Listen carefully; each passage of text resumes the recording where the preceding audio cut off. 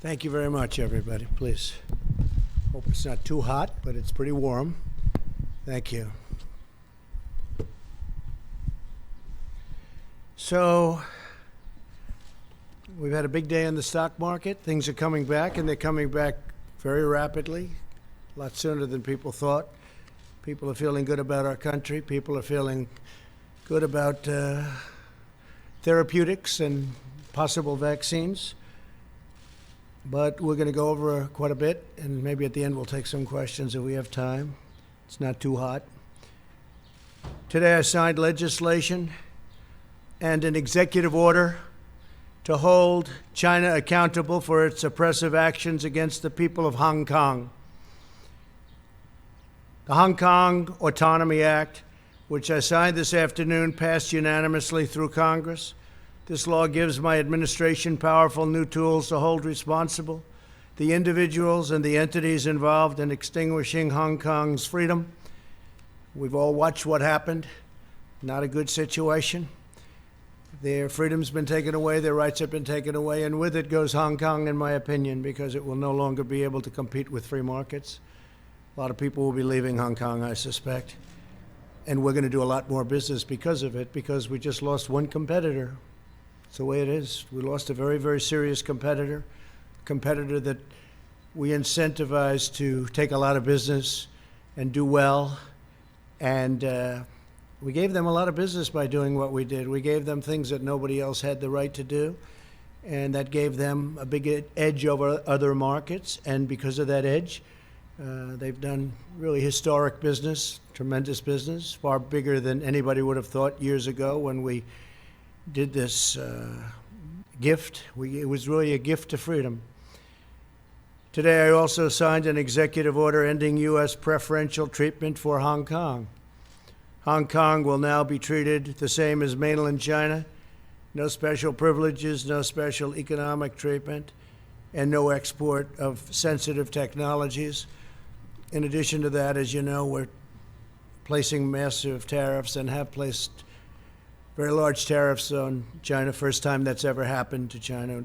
Billions of dollars have been paid to the United States, of which I've given quite a bit to the farmers and ranchers of our country because they were targeted. And that's been going on for 3 years. It's the first time anybody's ever done anything like that. And prior to the plague pouring in from China, they were having the worst years, in 67 years. And I don't want them to have a bad year. I want them to have a good year. But they were taking advantage of the United States for many, many years. And that's stopping.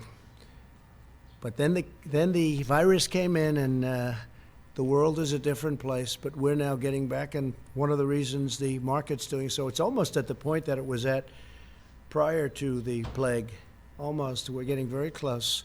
It's a great thing. It's an amazing thing what our people have done and what they've endured. No administration has been tougher on China than this administration. We imposed historic tariffs. We stood up to China's intellectual property theft at a level that nobody's ever come close.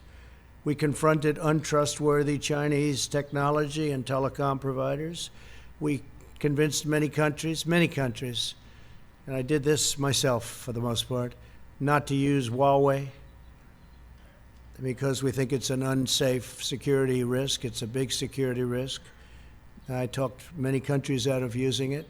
If they want to do business with us, they can't use it. Just today, I believe that UK announced that they're not going to be using it.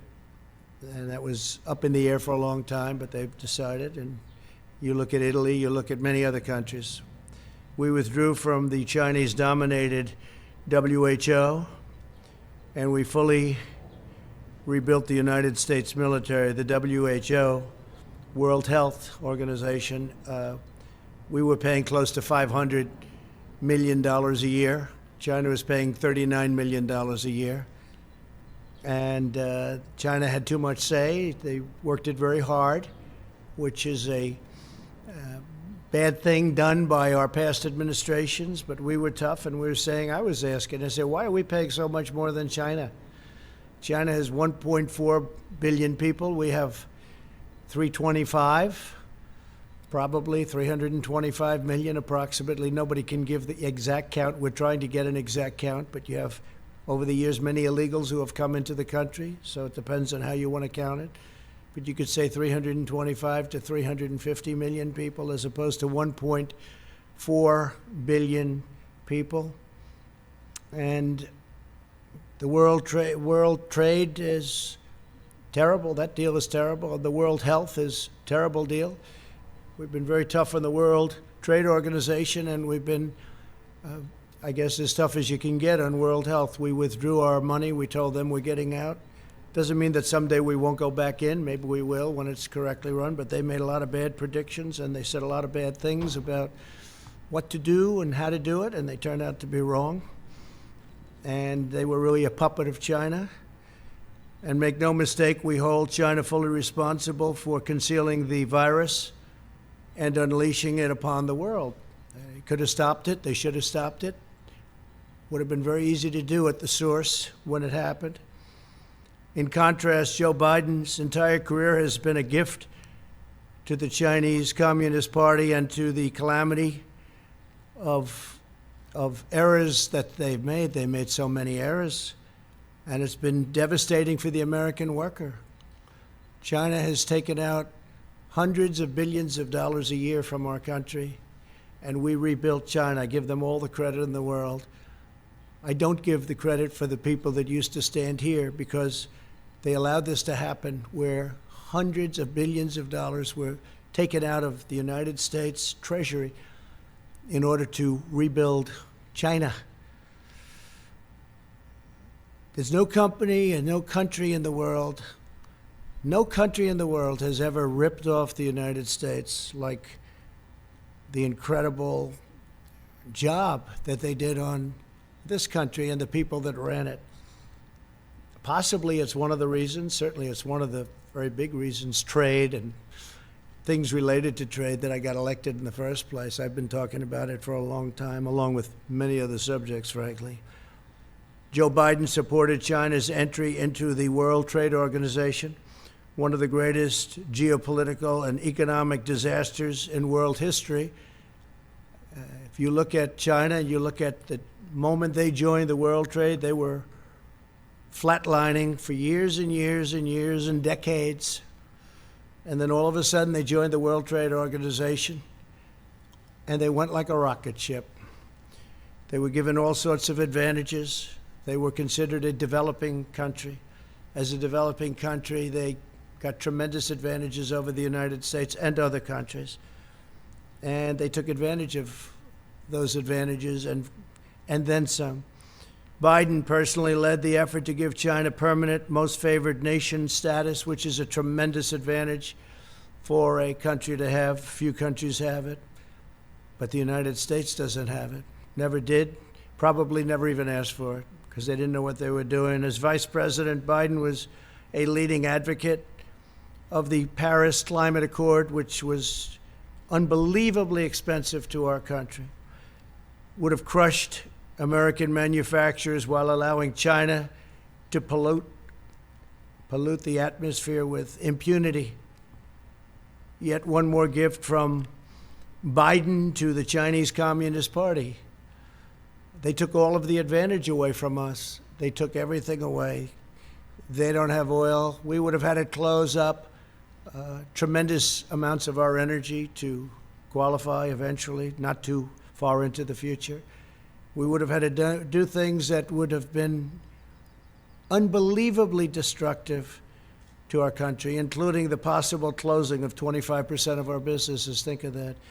And it was going to cost us hundreds and hundreds of millions of dollars for the privilege of being involved in the Paris Climate Accord.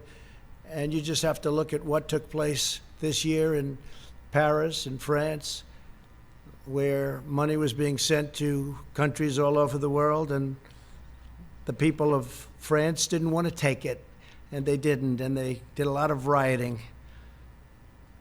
They had their taxes raised. We would have had to raise our taxes, and it was a disaster. I've been given a lot of credit for what I did there. It took a certain amount of courage, I guess, because it sounds so nice, the Paris Climate Accord.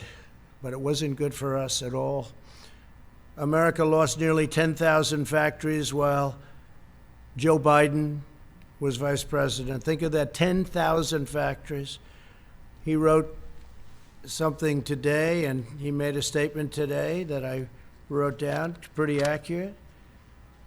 So Biden was here for 47 years, 8 years, the last 8 years, not long ago, as vice president, he said, 1 in 5 miles of our highways are still in poor condition. Well, we're doing a good job on highways, but why didn't he fix them 3 years ago? Why didn't he fix them?